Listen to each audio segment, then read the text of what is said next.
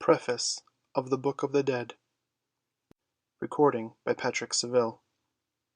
The Book of the Dead by E. A. Wallis Budge. To Sir Edward Maud Thompson, K.C.B., D.C.L., LL.D., Principal Librarian of the British Museum.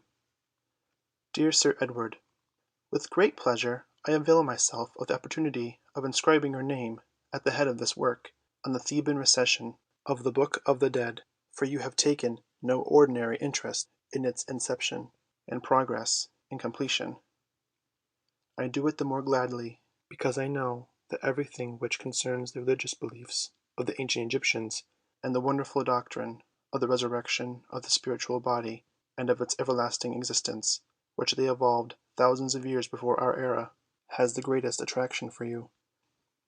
It is now many years ago since your friendship with our common friend, the late Professor W. Wright, began, and your helpful sympathy with his various Oriental works was never wanting. The like friendship and the like sympathy you have extended to myself, his pupil. For both I thank you, and I subscribe myself, gratefully yours, E. A. Wallis Budge.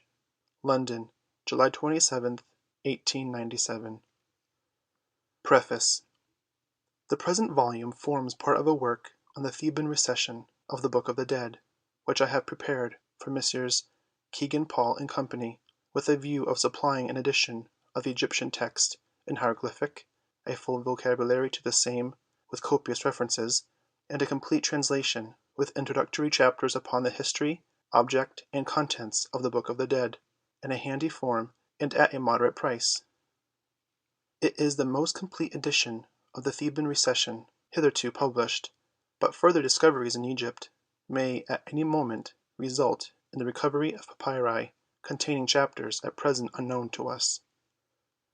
The texts of the Heliopolitan Recension of the Book of the Dead of the 5th and 6th dynasties, which are inscribed upon the pyramids of Unas, Teta, Pepi I, Merenra, and Pepi II, and which may be regarded as the most ancient form of the work now known to us, have been published, together with French translations of them by M.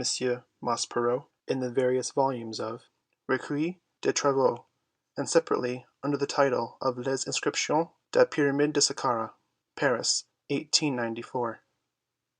The texts of the Recension in use during the 11th and 12th dynasties, which are found inscribed upon the coffins of the period, have been published by Lepsius and Maspero, and an excellent idea of their contents may be gained from Birch's translation of the text on the coffin of Amamu, published with a complete facsimile by the trustees of the British Museum under the title Egyptian Texts of the Earliest Period from the Coffin of Amamu, London, 1886.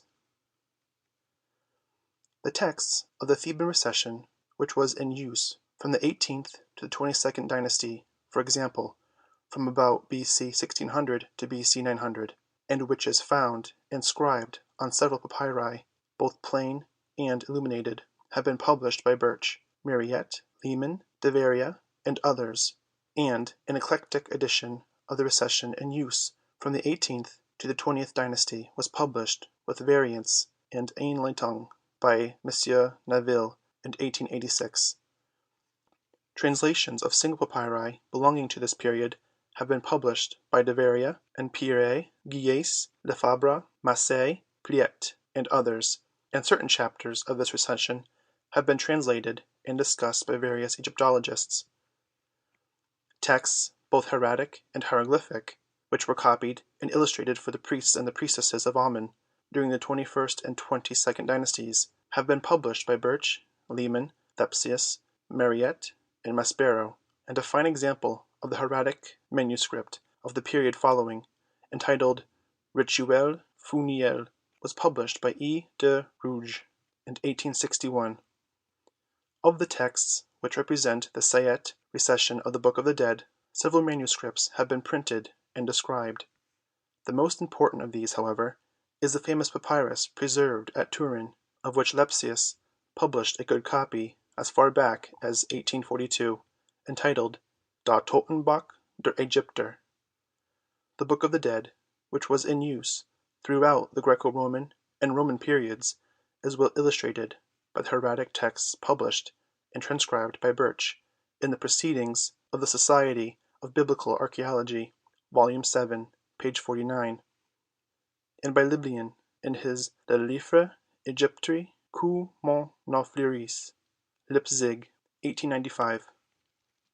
The first to publish a complete translation of any recension of the Book of the Dead was Budge, who in 1867 gave an English version of the Turin Papyrus in the 5th volume of Bunsen, Egypt's Place in Universal History, pages 123 through 333.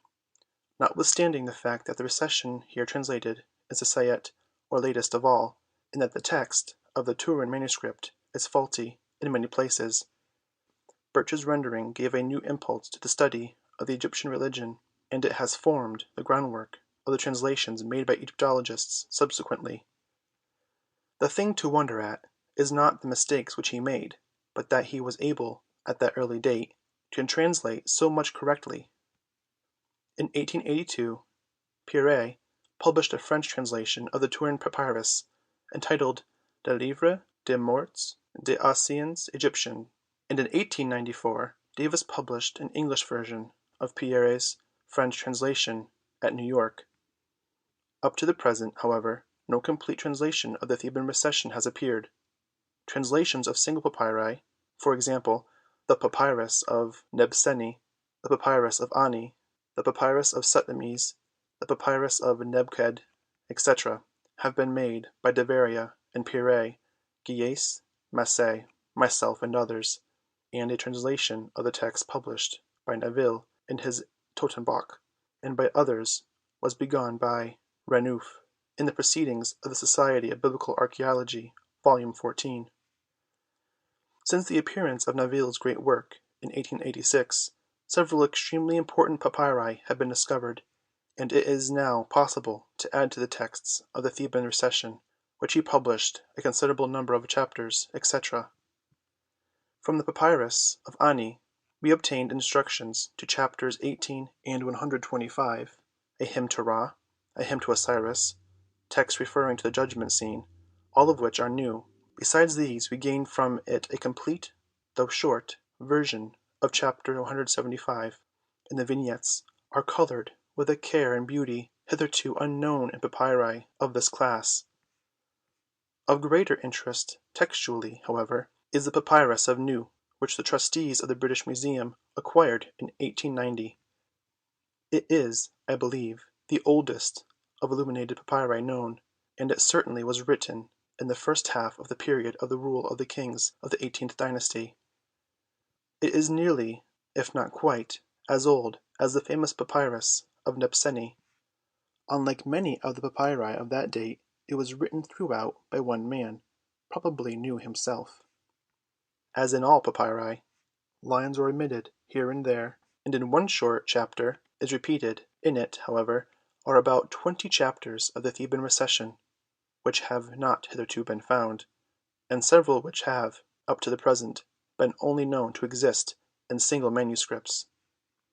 From the above facts it is clear that an edition of the text of the Theban Recension, which should contain all such new chapters, etc., was needed.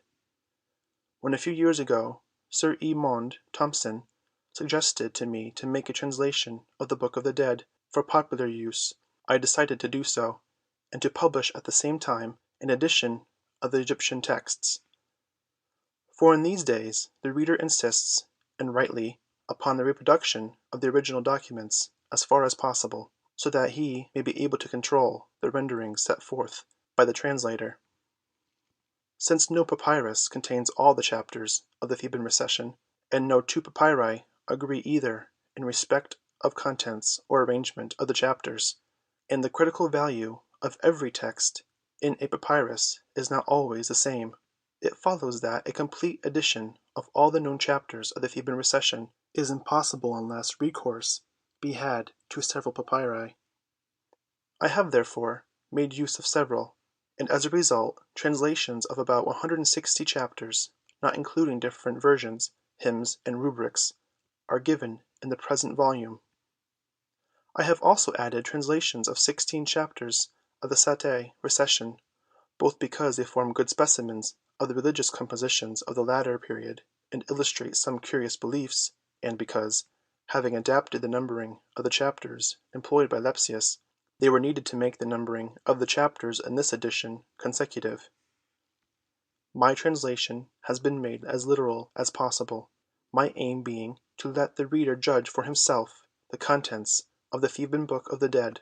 As it is intended for popular use, I have not encumbered the pages with voluminous notes, nor have I attempted to explain the allusions and obscurities which no man at present understands. For references to the works of other writers the reader is referred to the bibliography at the end of my Papyrus of Ani in the British Museum, London, 1895, and to the notes in the introduction to that work. The source of each chapter is set forth clearly above it, together with a description of the vignette to it as it is found in the best papyri of the 18th and 19th dynasties. Since the vignettes formed originally no part of the Book of the Dead, no attempt has been made to reproduce them here. A collection of all the vignettes found in the Theban papyri, especially those which are found in the Books of the Dead, made for the priests of Amun after B.C. 1000, would be of great value, but, unless they were reproduced in their actual colors, much of their interest would be lost. The whole judgment scene and the Elysian fields, and a portion of the vignette to the first chapter have, however, been beautifully reproduced in full colors by Mr. W. Griggs from the Papyrus of Ani, and these form excellent examples of the artistic work executed upon papyri in the 18th dynasty. Those who require other examples are referred to the second edition of the colored facsimile of the Papyrus of Ani, published by the trustees of the British Museum in 1894. In the introduction a sketch of the history of the growth and development of the Book of the Dead has been given, and to illustrate the paleography of the different Recensions, from about B.C. 3500 to about A.D. 200, 18 plates have been appended. The remaining brief accounts of some of the religious views of the Egyptians are necessary for the understanding of the aim and object of the Book of the Dead. They would have been fuller had space permitted, and I reserve a more detailed description of them for a further work on the Egyptian religion, with the view of showing how, in the Ptolemaic period and later times, the Egyptians hoped to obtain for their dead all the benefits which were believed to be secured for them by the use of the numerous chapters of earlier periods, by means of a work which, though extremely short, preserved all the essential beliefs of an olden time.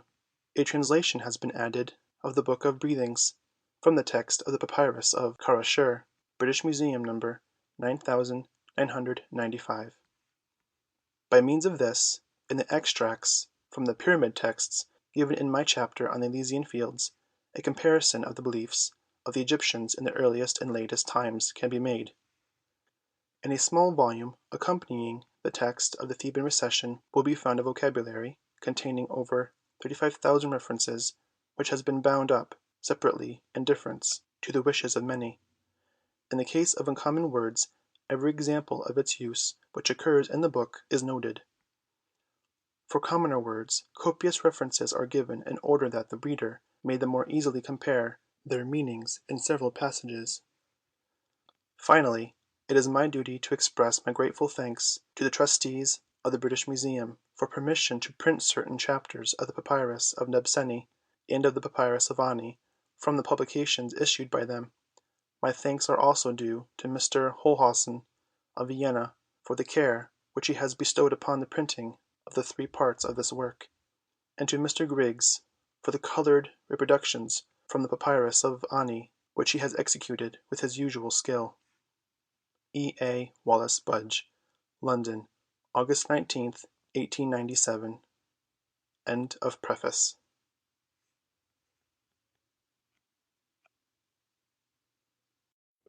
Introduction of the Egyptian Book of the Dead by E. A. Wallis Budge. Introduction. The History of the Book of the Dead, Part 1. Long ago, in the earliest period of Egyptian civilization, the dwellers on the Nile were in the habit of preserving the dead bodies of their relatives and friends by means of salt, soda, resin, bitumen, and other substances of like nature; and although the art of mummifying and swathing the body in linen bandages did not attain to its highest pitch of perfection until several hundreds of years later, the simple means which were employed in the earliest days were effectual in keeping bones, sinews, and skin in existence upon earth. The Egyptians embalmed their dead either because they wished to keep their material bodies with them upon earth, or because they believed that the future welfare of the departed depended in some way upon the preservation of the bodies which they had left behind them upon earth. Whatever the motive, it is quite certain that it must have been a very powerful one, for the custom of embalming the dead lasted in Egypt without a break for at least 5,000 years. It survived all the influence which the Greeks and Romans brought to bear upon the habits and customs of the Egyptians, and only disappeared from the country about 200 years before its conquest by Muhammad's general Amir ibn al-Asi, A.D. 658. The writings of ancient Egypt show that it was not only the custom but also the duty of a man to prepare, during his lifetime, a suitable tomb in which his body might rest after death, and it is to the desire of preserving the body on the part of the Egyptians, which found practical expression in the hewing of tombs and the making of elaborate funeral furniture, that we owe the greater part of our knowledge of their religious beliefs. As time went on, the embalming of the dead was performed in a more elaborate manner, and at the same time the last resting place of the mummified body was chosen more carefully and wrought with greater attention. At a very early period the wealthy discarded the use of holes in rocks and caves as tombs, for in these the bodies were accessible to the attacks of enemies and wild animals and serpents, and the same objection was naturally made to shallow hollows made in the limestone and covered over with slabs of the same material, and also to the vaulted crude brick graves which were commonly in use in the early dynasties. The place of these was taken by pyramids built of stone and by many chambered tombs hewn in the living rock. Experience, however, soon showed the Egyptian that the most carefully constructed tomb was incapable of preventing damp rot or dry rot and decay, and that some other power besides his own must be invoked to prevent the destruction of the body, which, though needing longer time to accomplish, was as effectually performed by these means as by the tooth of the wild animal or serpent, or by the hand of the enemy. At this stage the aid of the professional religious man or priest was called in, and the task of finding means to prevent rot and decay was entrusted to him. There is little doubt that when the body was laid to rest in the tomb, the priest pronounced certain words or formulae or prayers over it, and it is probable that the recital of these words was accompanied by the performance of certain ceremonies. Whatever these formulae were, they formed the foundation of the Book of the Dead of later Egyptian times. It is idle to attempt to consider what such words were, but we are within our right if we assume that they were addressed to the god or gods of the community on behalf of the dead, and that they contained petitions for the welfare of the departed in the world beyond the grave.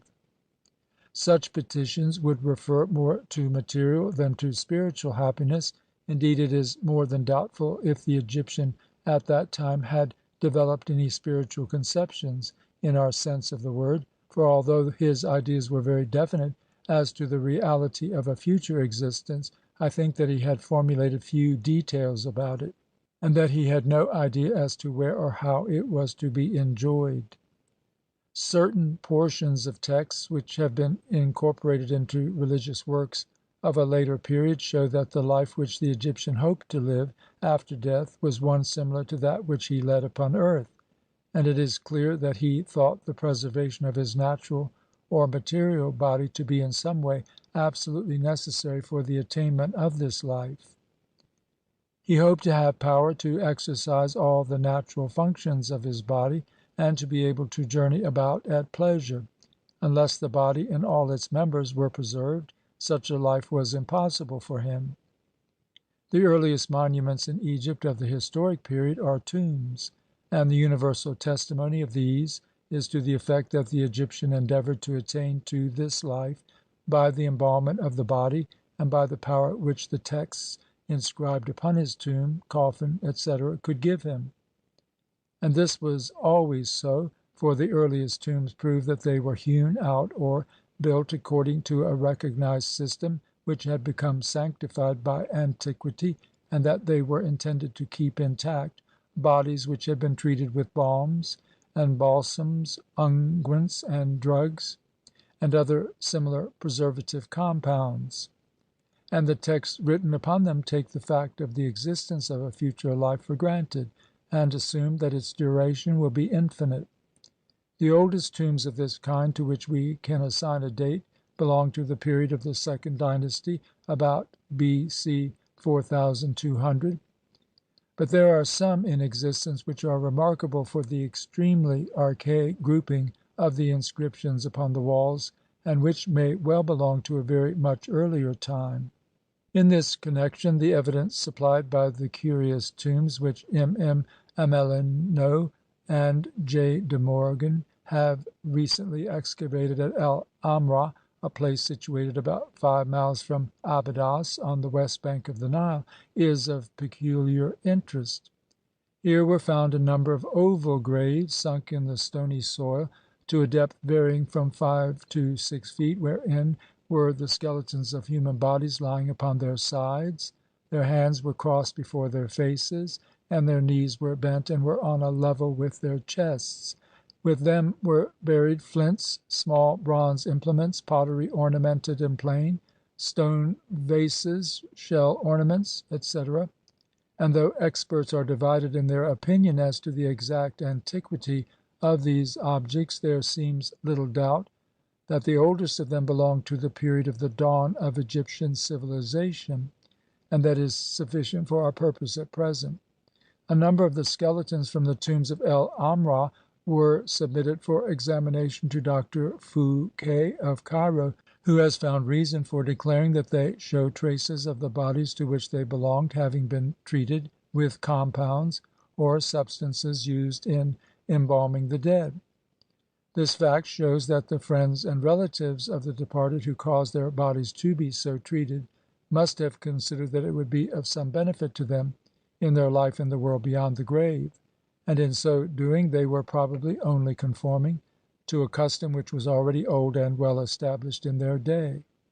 It must not be forgotten that the skeletons in the cemetery of El Amrah were found lying on their sides, and this fact strongly supports the view that the tombs are not tombs of Egyptians, but of their immediate predecessors or of contemporaries of the early dynasties. In no Egyptian tomb hitherto opened has the mummy been deposited on its side. Moreover, the Egyptian mummy is always found lying upon its back, its arms are always laid on the body, and the hands rest on the tops of the thighs. Though the burials at El Amrah tell us nothing about the ceremonies, religious or otherwise, which were performed over the departed when they were committed to the earth, they prove almost beyond a doubt that peoples older than the Egyptians partially embalmed their dead at that remote period, and this being so, it is probable that the religious ideas and the belief in the future life which the Egyptians possessed were shared by the nations round about them, with whom they were perhaps connected by ties of blood. Passing from prehistoric times, of which we know little, and that little imperfectly, we come to the tombs of the first 4 dynasties, which show that a great development in the religious ideas and funeral ceremonies has taken place since the first of the graves at El Amrah was dug. We see that certain symbolic ceremonies were regularly performed, that a number of priestly officials with clearly defined duties in connection with funerals had come into being, that a large number of festivals were celebrated at or near the tomb throughout the year, that the offering of meat and drink, of unguents and garments, and of green herbs and flowers at stated times had grown into a system, that a number of gods were duly honored and worshipped, that the priests of the gods belonged to, and probably formed, the ruling class of the districts in which they lived; that certain gods had already obtained the position of national deities, who were known and honored throughout the country; and that certain cities, such as Abydos, Anu, On, and Memphis, had become centers of teaching of the views and dogmas which their respective priests had adopted and modified, or had themselves evolved.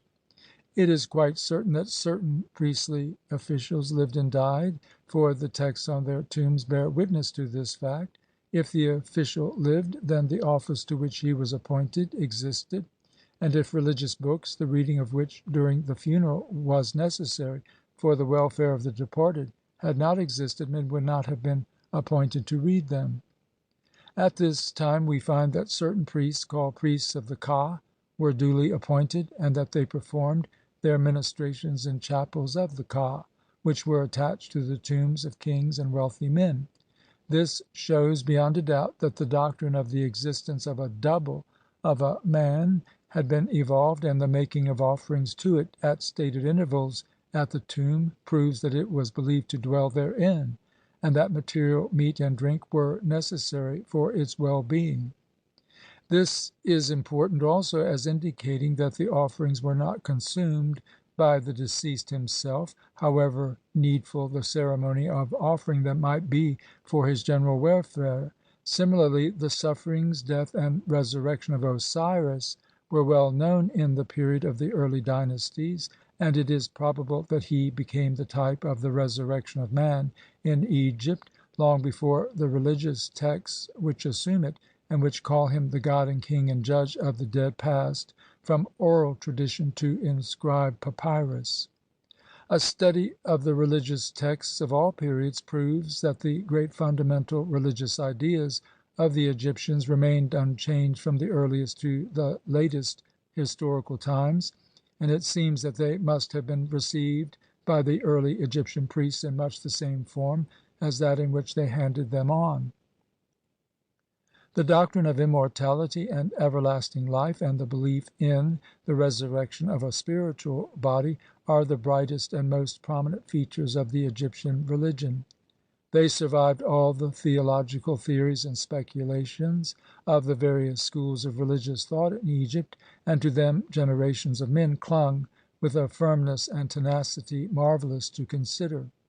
And side by side with these beliefs there flourished the religious texts, to which the name Book of the Dead has been given, and they appealed mightily to all from highest to lowest, for they were believed to give man power in the world beyond the grave, and to enable him to attain to the abode of the blessed and to gain everlasting life. No amount of research and no discovery have as yet yielded any information about the home and origin and early history of the Book of the Dead.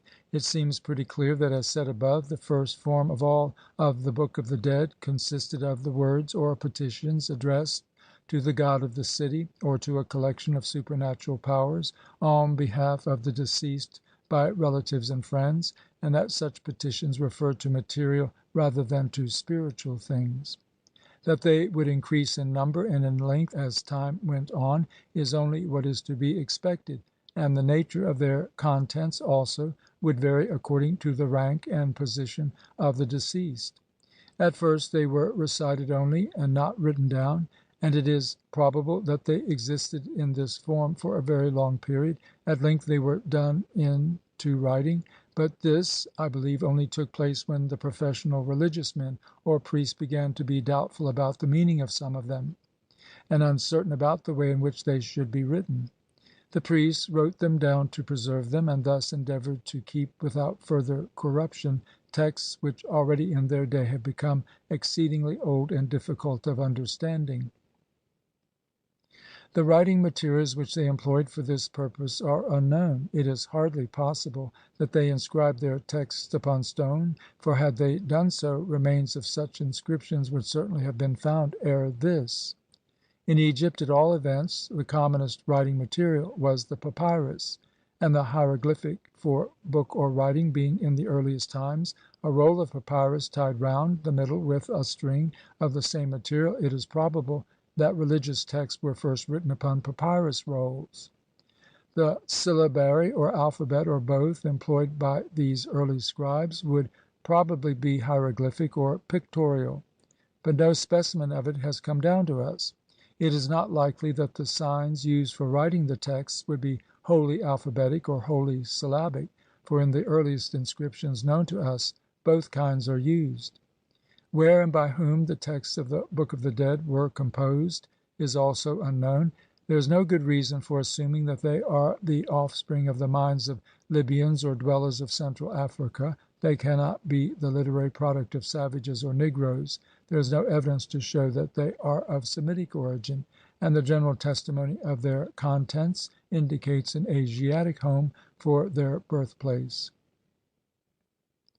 Certain of the ideas expressed in the earliest form of the Book of the Dead known to us are gross and brutal, but they were retained rather by the conservative spirit of the Egyptians than by any belief in them.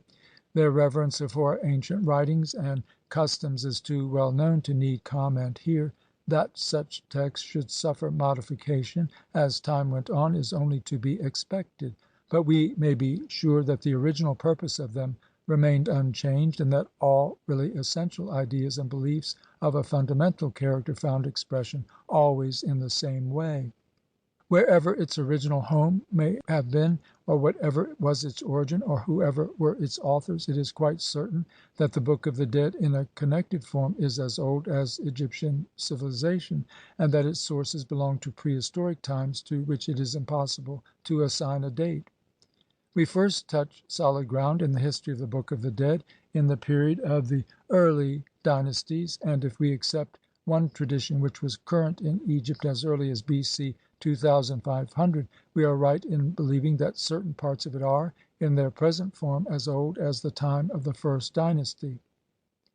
The 64th chapter, which is admitted on all hands to be exceedingly old, exists in two versions. The rubric to one of these declares that the chapter is as old as the time of Hesepti, the fifth king of the first dynasty, about B.C. 4266, and says that it was found beneath the Hennu boat by the foreman of the builders, and the rubric to the other states that it was found at Hermopolis, inscribed upon a block of ironstone, by Haruttataf, the son of Khufu or Cheops, the second king of the fourth dynasty, about B.C. 3733, when he was inspecting the temples throughout the country.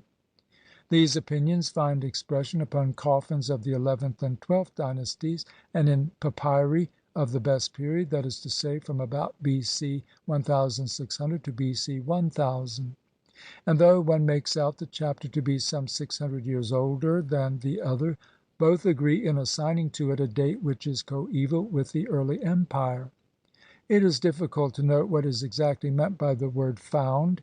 It may of course mean that a stone slab bearing the text of the chapter was discovered while certain repairs or alterations were being carried out in the temple of the god Thoth at Hermopolis, or it may mean that the chapter was edited in some way by Khufu's son Haruttataf. The latter explanation is certainly the more probable, for we know from other sources that Haruttataf was a learned man, and that he was the author of various literary works which enjoyed a considerable reputation. On the other hand, the ancient custom of ascribing the works of unknown authors to famous men may have already been in vogue. Of the Book of the Dead of the second, third, and fourth dynasties we know nothing, and no copies of any part of the recension then in use have come down to us. The texts on the tombs of the priests of that period show that funeral ceremonies were performed in accordance with the instruction contained in the rubrics to the various chapters of the Book of the Dead, and the existence of collections of religious texts stands assured. During the reign of Menkaura, the Mycerinus of the Greeks, the fourth king of the fourth dynasty, about B.C. 3633, certain chapters, that is, 30b and 148, are said to have been found by Haruttataf, and there are traditions extant that religious ceremonies were performed with renewed vigour during the reign of this king. On the coffin of Men-kau-Ra are inscribed two lines of text which are also found on the walls inside the pyramids of Teta and Pepi the first kings of the sixth dynasty. It would be absurd to suppose that these lines formed the only portion of the text known in the fourth dynasty, and thus we are entitled to assume that the same recension of the Book of the Dead, which was known and copied in the sixth dynasty, was also known and copied in the fourth dynasty. From the lines on the coffin of Men kau Ra we learn some interesting facts, namely, that the dead king was identified with the god, that the divine origin of the god was ascribed also to the king, that the life of the king in the world beyond the grave was to be that of a god, that all his foes were to be vanquished, and that he was to become a being possessed of life everlasting. Here then is a proof of the acceptance of the Osiris story and of the doctrine of immortality, or everlasting life, at a very remote period in Egypt. During the period of the fifth and sixth dynasties a remarkable development took place in the funeral ceremonies performed for Egyptian kings. The kings of the fourth dynasty, Khufu, Cheops, Ka-eph-ra, Khephren, and Men kau Ra, had built for their tombs the stone pyramids at Giza, which to this day excite the wonder and admiration of the civilized world, but the walls of the chambers and corridors are uninscribed, and they tell us nothing of the texts which were recited during the funeral, and nothing of the ceremonies by which they were accompanied. At the close of the fifth dynasty, however, Unas, the king, B.C. 3333, built as his tomb a stone pyramid at a place now called Saqqara, which is situated on the west bank of the Nile, a few miles to the south of the modern city of Cairo. And he covered the greater parts of the walls of the chambers, corridors, etc., with several hundred vertical lines of hieroglyphic text, which were deeply cut and filled up with green paint or composition. In the year 1881, M. Maspero effected an entrance into this pyramid, and he recognized at once the fact that the inscriptions which he saw before him formed the text of the Book of the Dead, which was in use in Egypt during the period of the fifth dynasty. Continuing his labors in this pyramid field, he opened the pyramids of Teta, Pepi I, Meren Ra, and Pepi II, kings of the sixth dynasty, who reigned from about B.C. 3300 to B.C. 3166, and he found that the texts which covered the walls inside were duplicates, with additions, of those which he had already found in the pyramid of Unas. We thus see for the first time a collected series of texts of the Book of the Dead in the earliest recension known to us. This recension may for convenience be called the Heliopolitan, because it bears unmistakable evidence that it was drawn up by the priests of Anu, On, or Heliopolis, and that it contains the peculiar views held by the priests of the colleges of that very ancient city. Though 5 sets of extracts from it have come down to us in a tolerably complete state of preservation, we must not assume that they represent all the texts which belong to it. Indeed, the various sections of it which were copied upon funeral monuments and papyri in later times indicate that for all practical purposes its extent was illimitable. How much editing was done to the texts of this recension by the priests of Anu cannot be said, but there is considerable evidence scattered throughout it which shows that they had been edited 2 or 3 times before, and it is clear that we have preserved in it many religious ideas and beliefs which belong to what may be termed strata of religious thought of different periods and dates.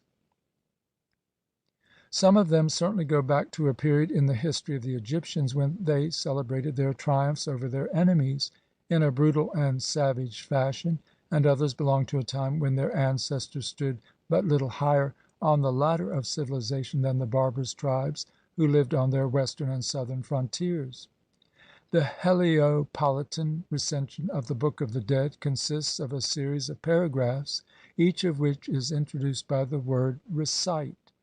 Scattered throughout the text are directions to the priests who performed the ceremonies, when to make certain presentations of meat, drink, and other objects.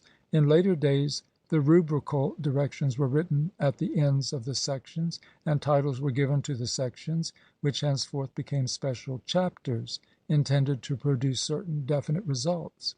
An excellent idea of the arrangement of the text in the pyramids will be obtained from the accompanying page of hieroglyphic extract, which is taken from the text written for Unas 1 496 following. At the end of the sixth dynasty the walls of the chambers of tombs, built for great and wealthy men, were profusely ornamented with texts and scenes, both colored and uncolored, but in none do we find religious texts belonging to the collection which the royal pyramids have revealed to us. It is difficult to account for this except on the score of economy. The wealthy man or owner of large estates caused the scenes which showed his greatness and affluence to be vividly depicted on the walls of his tomb, but even in the East, where time has always been of little value and labor cheap, the difference between the cost of cutting several hundred lines of hieroglyphics in limestone and filling them up with paint, and the cost of painting a number of agricultural and other scenes in tempera, must have been very considerable. In the former case the text had to be set out by the artist, and then carefully cut by the skilled mason, and it must not be forgotten that the copy from which the artist worked may have been in hieratic or cursive characters, in which case the difficulties of the work would be increased. In the latter the artist's work was limited to broad outline, which could be quickly drawn, and the filling in of the colors was an easy matter. During the interval between the end of the sixth dynasty and the beginning of the 11th we know nothing of the fortunes of the Book of the Dead, and it is not until we come to the middle or end of the 11th dynasty that we find other copies of the work. Of the history, too, of the period of the 7th, 8th, 9th, and 10th dynasties very little is known, and though in certain districts in Upper Egypt tombs of considerable size and beauty were built, yet no striking development in the funeral text seems to have taken place, or if it did, we have no record of it. Belonging to the 11th and 12th dynasties, however, we have a number of coffins of considerable importance for the study of the Book of the Dead. They may be roughly divided into three classes: 1, those which are painted to represent funeral chambers or tombs; 2, those which are almost plain outside, but covered inside with text in the hieratic or cursive Egyptian character; and 3, those which are inscribed both inside and out.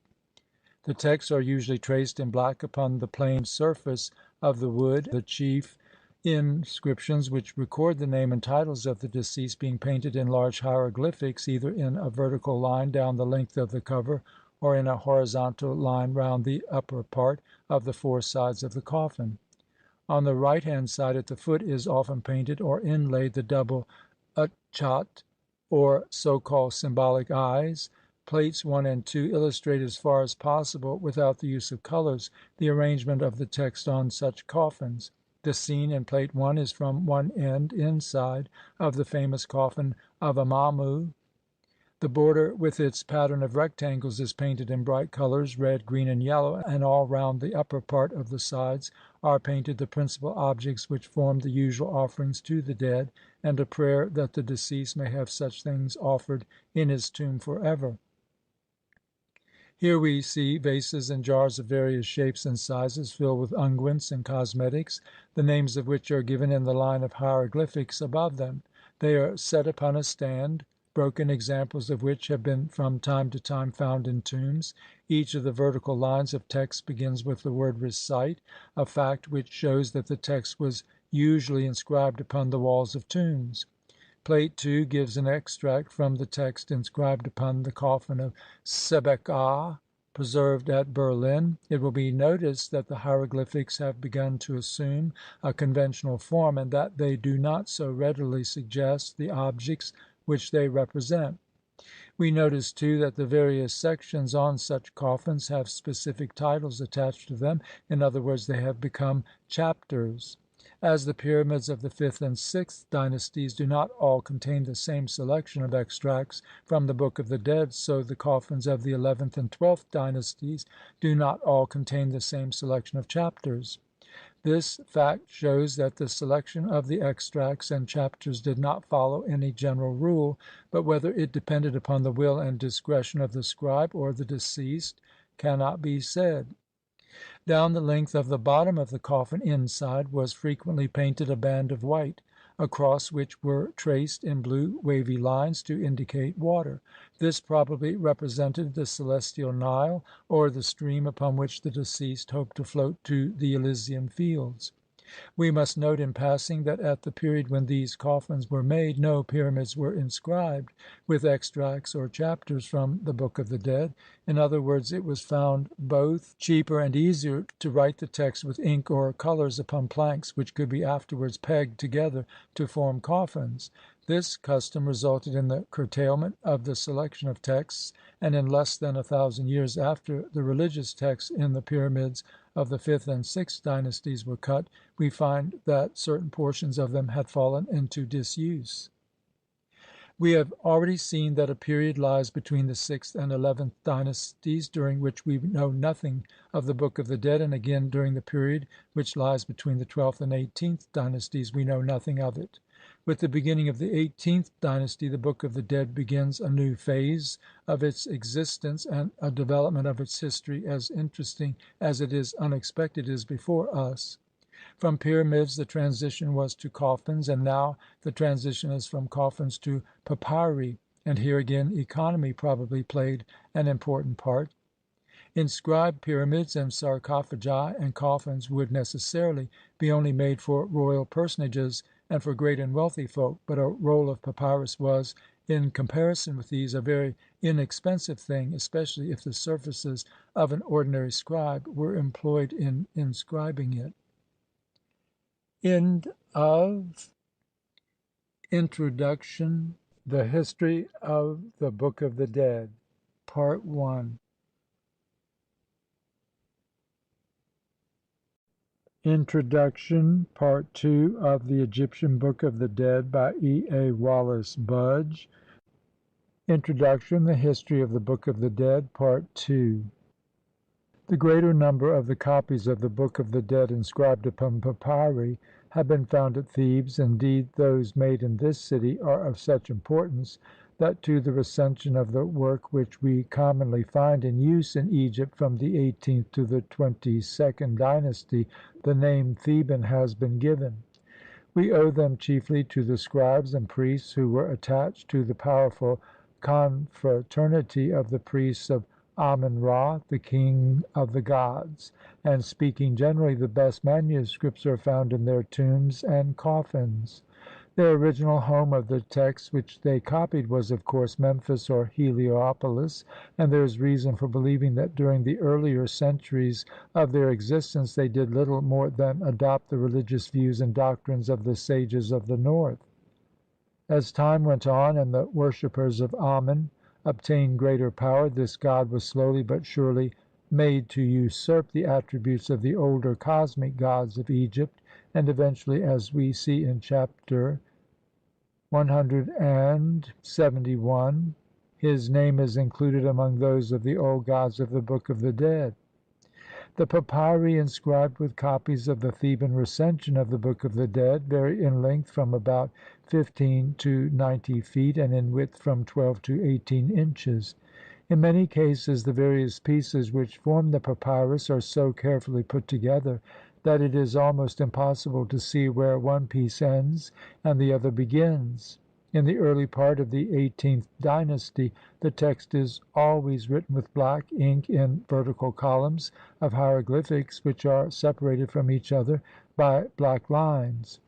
The titles of the chapters and the initial word or words of certain parts of the chapters and catchwords and rubrics are written with red ink. In the 18th dynasty, or perhaps a little earlier, the scribes began to ornament the papyri with designs in black outline, referring to the subject matter of the text near which they were placed. Such designs, or vignettes as they are usually called, occupy quite a subordinate position, and they were drawn most probably by the scribe. Little by little, however, they increased in number, and it became the fashion to illuminate them with bright colors, greens, reds, yellows. In the 19th dynasty the unilluminated papyrus became the exception, and the vignettes flourished at the expense of the text.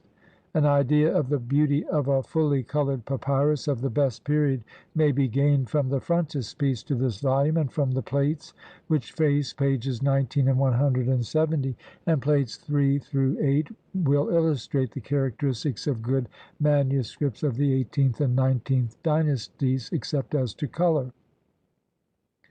Plate 3 illustrates the writing and vignettes of the famous Papyrus of Nebseni, which was found at Memphis. It measures 77 feet 7½ inches by 1 foot 1½ inch, and contains 77 chapters, not including duplicates and triplicates.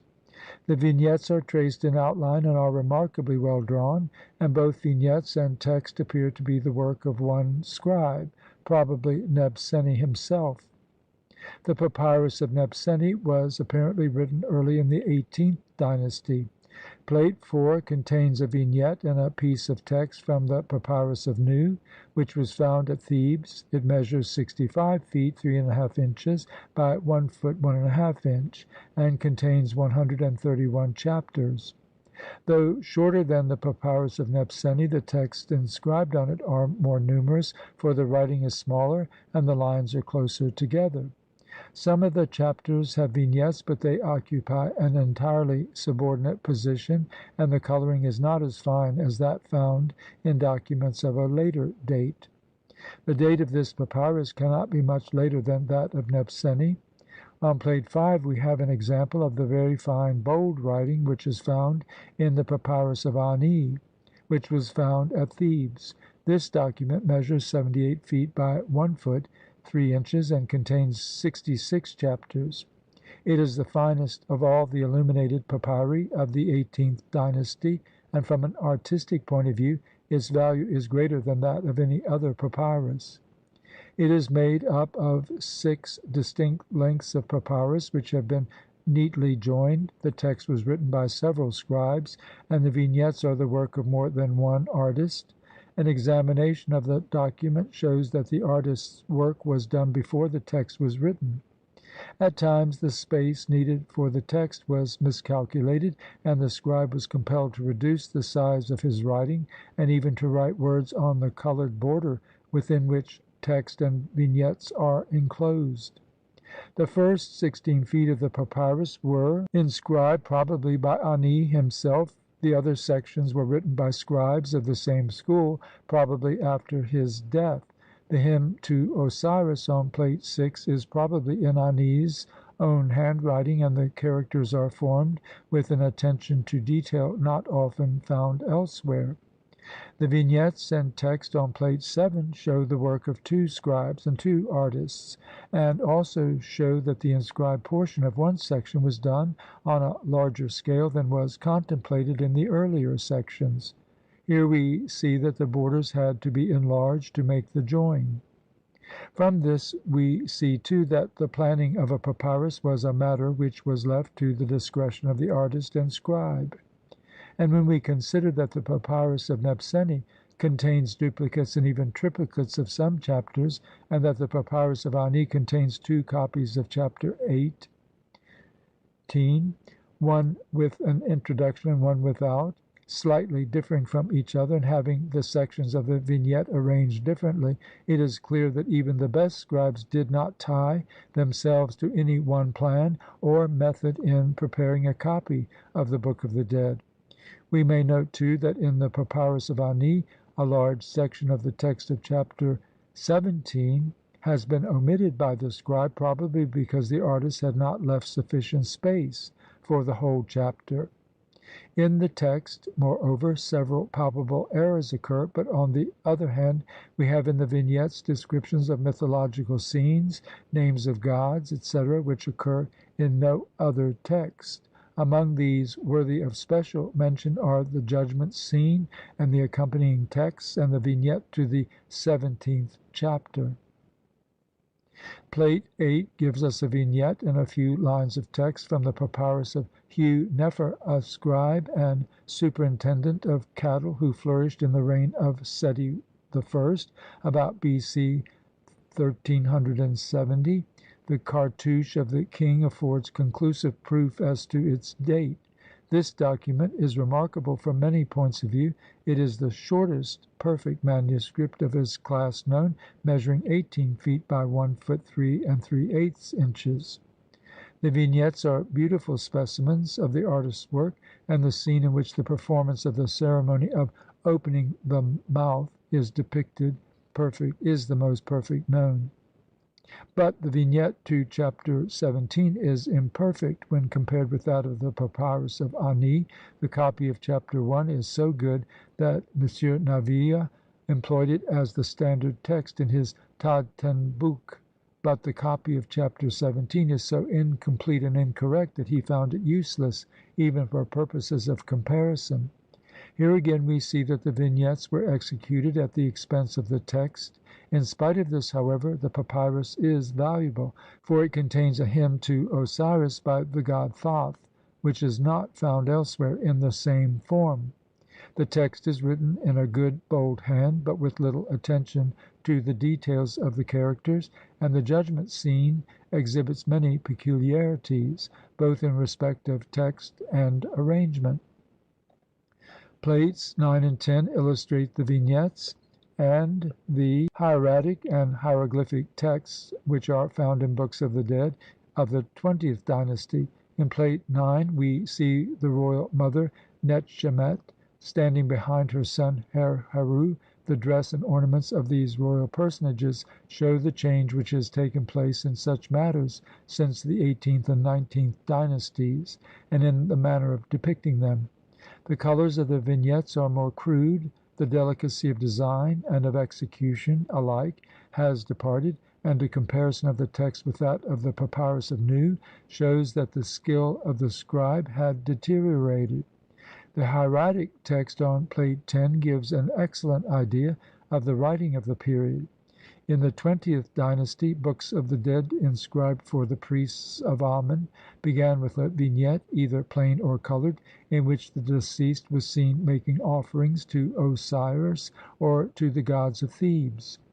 This was followed by a selection of chapters from the Book of the Dead in use in the 18th dynasty, or by a series of texts peculiar to the period accompanied by vignettes taken from other funeral works. Sometimes, as in the case of the Princess Nesi Khonsu, the document begins with a long, detailed list of the titles of Amen Ra, who by this time had usurped the attributes of the old gods of Egypt, which is followed by a series of statements in which the god, in apparently legal language, swears to confer every favour possible upon the deceased lady. Such documents are not very long, and they are usually much narrower than Books of the Dead of the earlier period. The mythological figures and scenes characteristic of the later documents of the priests of Amen are not yet well understood, for only a few have been published in entirety. Of papyri of the 21st dynasty, which preserve many characteristics of the earlier period, may be mentioned that of Anhai, a priestess of Amen, a section of which is shown on Plate 11. Here we have, however, a work sui generis, which is very instructive from many points of view. The artist's work is the most valuable part of the papyrus, and the use of gold for purposes of illumination appears for the first time. In addition to the vignettes of the older period, we find here the scene of the creation, given much as it is found on the sarcophagus of Seti I, and a rare vignette which seems to refer to Khemennu, the city of Thoth. The texts are fragmentary and often have no connection with the vignettes which accompany them, but many of the vignettes are of considerable interest. The handwriting is in some places very good, but it lacks the bold firmness which is characteristic of the older scribes. In papyri of the 18th dynasty we find many mistakes, but most of them may be attributed to momentary carelessness on the part of a weary scribe, whereas in those of the 21st and succeeding dynasties the writers of the texts seem to be altogether reckless. Texts are copied beginning at the end instead of at the beginning. Omissions of whole sections are frequent. Texts that have proper vignettes are copied without the least regard to the correct vignettes, and what is intended to be a chapter frequently consists of nothing but a series of fragments of sentences, copied without break, merely to fill up the space which the artist had spared for the purpose. It seems as if the artist both painted the vignettes and wrote the text, and as if his sole aim was to produce a handsome but not accurate document. The contents of the papyri reflect no doubt the religious views commonly held at that period. And if this be so, it is clear that the priests of Amen held the texts which they inserted alongside of the chapters of the older period to be of equal value and authority. Some of them went so far as to fill their papyri with religious compositions, which are never to be found in the old works.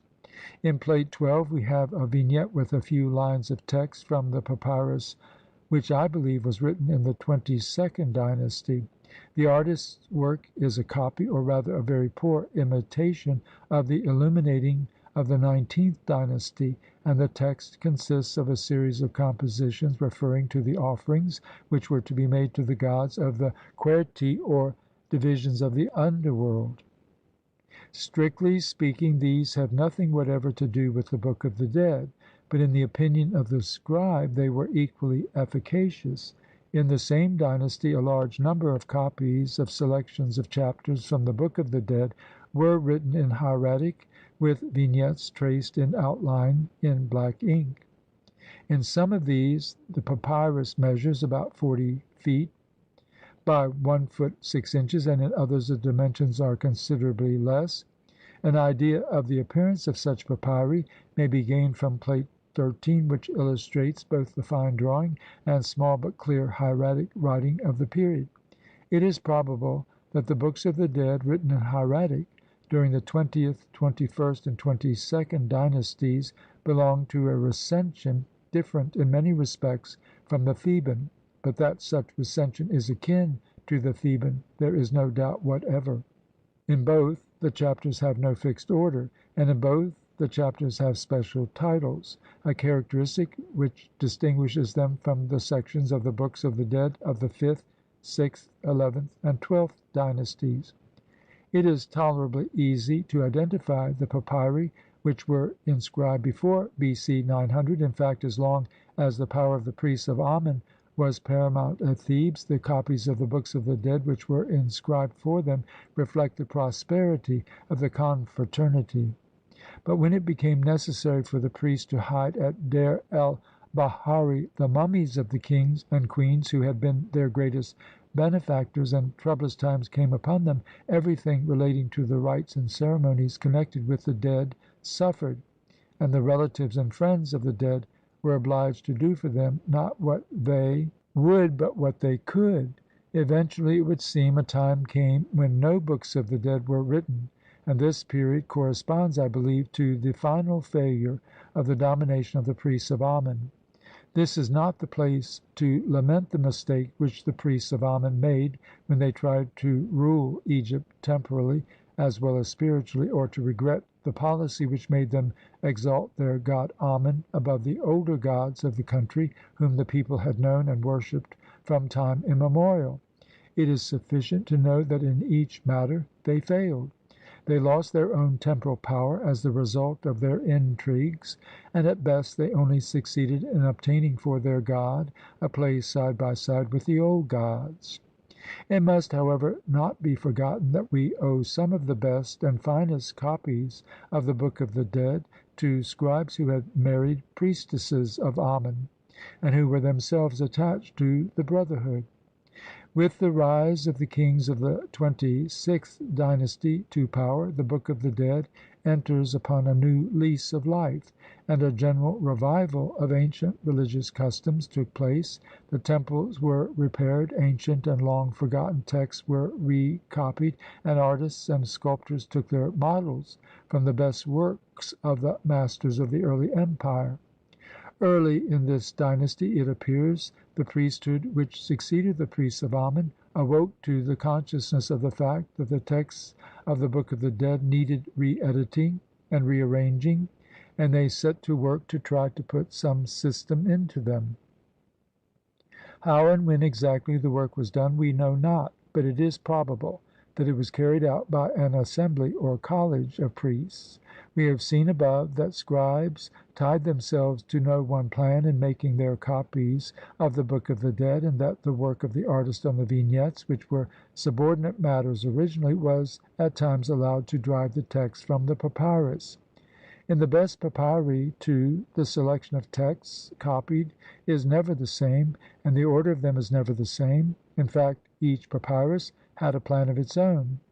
These things the priests of the 26th dynasty tried to correct, and the result of their labors was a recension of the Book of the Dead, which is usually called the Sa'ite. A number of papyri are extant which are inscribed therewith, and an examination of them shows that the chapters follow a certain order, and that although the papyri vary in length, the selection of chapters being not as full in some of them as in others, this order has few exceptions. Each of the early recensions of the Book of the Dead known to us exhibits peculiarities which reflect the religious views of the time when it was written.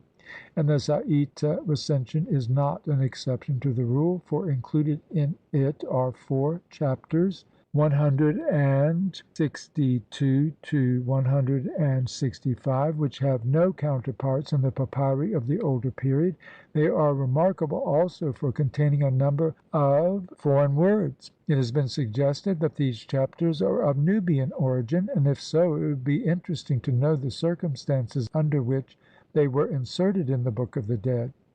It is difficult to identify with certainty the papyri which were actually written during the 26th dynasty, but manuscripts written in the period immediately preceding the Ptolemaic are not difficult to recognize. Plate 14 gives 14 lines of text and part of a vignette from a document of this class, and shows what a well-defined class it is. The text is written with black ink in vertical columns of spidery hieroglyphics separated by black lines, and the vignettes occupy small spaces above it. The vignettes of the sunrise or sunset, the judgment scene, and the Elysian fields occupy the whole length of the papyrus.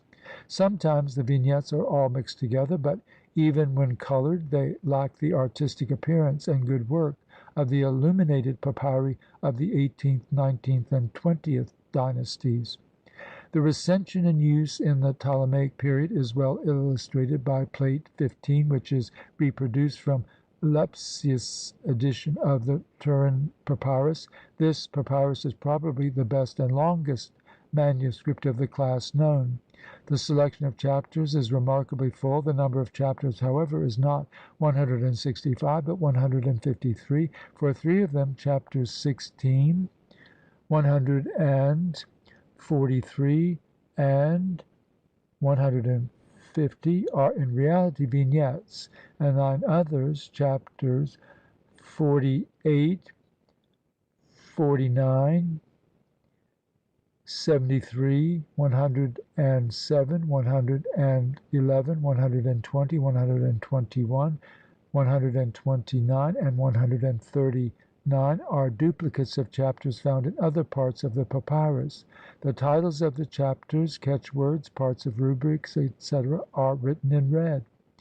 Meanwhile, however, a number of short religious works for funeral use had been composed, presumably by the priests, and it seems that towards the end of the Ptolemaic period it was more usual to inscribe these upon papyri than the chapters of the old recensions of the Book of the Dead. It seems as if an attempt was made to extract only the essential portions of the old works, and to omit from the shortened new text the chapters which referred to faiths which were dead and to beliefs which had little or no influence in those modern times. Added to this, the knowledge of such matters must have disappeared from the community long before the Ptolemies ruled the land, and though the belief in the resurrection of the spiritual body and in life everlasting beyond the grave retained its power over the people as firmly as ever, most men had no knowledge whatever of the texts which their forefathers who were dead and gone imagined to be necessary for the attainment of the same. The sepulchral stelae and coffins show that neither the employer nor the employed had an exact idea of the import of the texts and symbols which were cut or painted upon them, and to ignorance as much as to haste must be attributed the blunders which occur in funeral texts of this period. Here and there we find an attempt to preserve vignettes and texts of the old period along with the modern work, and a good example of this class of document is the Papyrus of Kerasher, a portion of which is reproduced on Plate XVI. Here we have a representation of the judgment scene, crude alike in color and detail, a part of the vignette of the first chapter of the Old Book of the Dead, a number of the pylons discussed in chapters 145 and 146, etc., and two horizontal lines of hieroglyphics which contain prayers reflecting those of an earlier period. No manuscript could more clearly show how little knowledge of the Old Book of the Dead remained in the hands of the scribes at that time. Artistic skill, moreover, had sunk very low, for it will be noticed that the censer which the white-skirted priest is carrying before the bier, and which he was supposed to carry in his hand, is almost as long as he is high.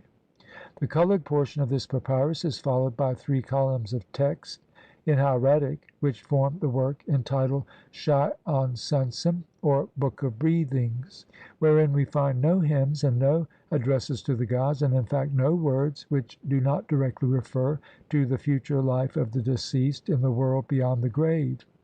Here we have an epitome of all that the Egyptian hoped to obtain in the land of eternity. We have now reached the end of the Graeco-Roman period, but the end of the Book of the Dead is not yet, for belonging to the Roman period we find a number of small rolls of papyri inscribed in very cursive hieratic with a series of statements or assertions referring to the happiness of the deceased in the next world. Such papyri have no vignettes, and as for the texts, both hymns and chapters of the Old Book of the Dead in any recension are as absent from them as if they had never existed. The aim of the writer of such documents was not to glorify the gods, but to secure the goods of the next world by means of the smallest amount of writing possible, and at the least expense. On Plate 18 it reproduced a portion of a papyrus of this class, and a comparison of it with the earlier plates in this book will show at once the change which had come over the Book of the Dead.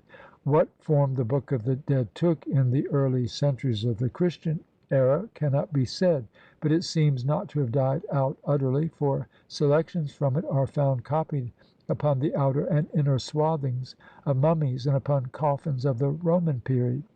On a coffin in Paris, which was probably made about the end of the 2nd century of our era, are written a number of texts which are as old as the time of the pyramids at Saqqara, and this fact proves that when such documents were needed, originals from which to copy them could always be found. There is good reason for assuming that the art of making mummies was practised until the end of the 5th century of our era, and there is no doubt that in certain places the belief that the preservation of the natural body was absolutely necessary for the growth, development, and existence of the spiritual body existed in full force until a much later date. It is not possible to assign a date to the period when the decay of the Book of the Dead began, but it is probably contemporary with the advent of the Greeks in Egypt. Up to that period Egypt may be described as the home of a nation that was given up entirely to the care of the dead and to the consideration of the future life. A few of its kings were soldiers in the true sense of the word, but it is a striking fact that the temples and tombs of Egypt are the chief monuments of one of the oldest and greatest civilizations of the world. A tottering religion would be rudely shaken by the invasions of the country by Assyrians, Persians, Greeks, and others, and the permanent occupation of Egypt by Greeks and Romans would continue the work which frequent disturbances throughout the country had begun. The final blow, however, was not inflicted until the Egyptians began to renounce their own ancient religion and to become converts of the preaching of St. Mark and his followers. When they were once able to believe that Christ had the power to raise up their bodies in a spiritual form, they felt that there was no need to have them mummified, and simultaneously the need for the chapters of the Book of the Dead disappeared. We are now able to summarize the various forms of the Book of the Dead as follows. It first existed in oral tradition only, and was next written down to preserve it. Of these forms nothing whatever is known. The first historical recension was that made by the priest of Heliopolis, and the oldest copies of it known are cut in hieroglyphics upon the walls of the chambers and passages inside the pyramids of Saqqara of the fifth and sixth dynasties. The second Recension was written or painted upon sarcophagi and coffins of the eleventh and twelfth dynasties in cursive hieroglyphics. The third Recension was written in hieroglyphics upon papyri from the 18th to the 20th dynasty, the various chapters having no fixed order. This Recension was illustrated by a large number of vignettes. The fourth Recension was written in hieratic upon papyri during the 21st and 22nd dynasties, and included extracts from various funeral books which were illustrated by vignettes of an unusual character. The fifth or Sa'ite Recension was made probably in the 26th dynasty. The chapters have a fixed order and were written on papyri, both in hieratic and hieroglyphics. The sixth Recension, which was in use in Ptolemaic times, much resembled the Sa'ite, and may be regarded as the last form of the Book of the Dead, for the extracts from it, written for the benefit of the dead upon small pieces of papyri in the Graeco-Roman and Roman periods, need hardly be considered. Thus the great religious work of the Egyptians, which had lasted for thousands of years, and which in early times, cut in fine bold hieroglyphics, covered the walls and passages of the tombs of kings, ended its existence in almost illegible scrawls, hastily traced upon scraps of papyrus only a few inches square. From first to last throughout the Book of the Dead, with the single exception of Herutataf, the second son of Cheops, no man is mentioned as the author or reviser of any chapter or of any part of it. Certain chapters may show the influence of the cult of a certain city or cities, but the Theban Book of the Dead, at all events, cannot be regarded as the work of any one man or body of men, and it does not represent the religious views and beliefs of any one part only of Egypt. From time immemorial the god Thoth, who was both the divine intelligence which at creation uttered the words that were carried into effect by Ptah and Khnemu, and the scribe of the gods, was associated with the production of the Book of the Dead, and though he was primarily the god of time and chronologer of heaven and earth, he appears frequently as the advocate and helper of the deceased. In the 182nd chapter he is called the scribe of right and truth, who abominateth sin, and again, behold, he is the writing reed of the god Nebertcher, the Lord of laws, who giveth forth the speech of wisdom and understanding, whose words have dominion over the two lands. Of himself the god says, I am Thoth, the Lord of right and truth, who trieth the right and the truth for the gods, the judge of words and their essence, whose words triumph over violence. I have made Ra to set as Osiris, and Osiris setteth as Ra setteth. The deeds which Thoth claims to have done on behalf of Osiris are set forth at length in the two hymns to Osiris, which form the 182nd and 183rd chapters. In several places in the Book of the Dead the deceased is made to refer to the might of the words of the utterances of the god Thoth, and much of what this god did for his brother Osiris was effected by this power. The belief in the efficacy of the words of Thoth continued till the latest period, for in the Book of Breathings we read, Thoth, the most mighty god, the Lord of Khemennu, cometh to thee, and he writeth for thee the Book of Breathings with his own fingers. Finally, mention must be made of the various places in the tomb where the papyri inscribed with the chapters of the Book of the Dead were placed. When the Egyptians ceased to cut the chapters on the walls of the chambers and passages of pyramids, they wrote or painted them upon the sides, inner and outer, of wooden coffins, and this custom obtained until the end of the rule of the native kings of Egypt about B.C. 350. The vignettes were copied upon coffins long after all knowledge of their meaning had been forgotten, until as late as the 3rd century of our era. The inscribed papyrus was sometimes placed in a separate box beside the coffin, and sometimes a niche in the wall was specifically cut for it. The most perfect of the papyri known have been found in niches. Frequently the papyrus was laid by the side of the mummy in the coffin, and in this case it is usually found broken by the movements of the mummy when the coffin was carried along. More frequently the papyrus was laid under the hands and between the thighs before the final swathing took place. It was also placed between the legs just above the ankles. Such papyri are usually much broken, and they are often much discoloured by the moisture of the substances bitumen, cedar oil, etc., used in the process of embalmment. In the time of the greatest power of the priests of Amen, in the 21st dynasty, large wooden figures of Osiris standing upon a pedestal were made to serve as cases for the papyri, which were tightly rolled up and tied and pushed up inside the figures through holes in the bottom of the pedestals. In later times, about B.C. 300, the figures were made solid, and vertical cavities were cut in the backs of them to hold the papyri. Still later, that is, in the Roman period, when the papyri became very small, they were laid in cavities in the sides of the pedestals, which also contained mummified portions wrapped in linen of the bodies of the persons for whom they were made. Over the mummified remains, which are placed in the upper parts of the pedestals, we often find small models of sepulchral chests or coffins, surmounted by figures of Anubis and hawks. The figure of the god above is no longer that of Osiris simply, but it represents the triune god Ptah Seker Ausar, the god of the resurrection, and has all the attributes which belong to the ancient gods Ptah and Seker.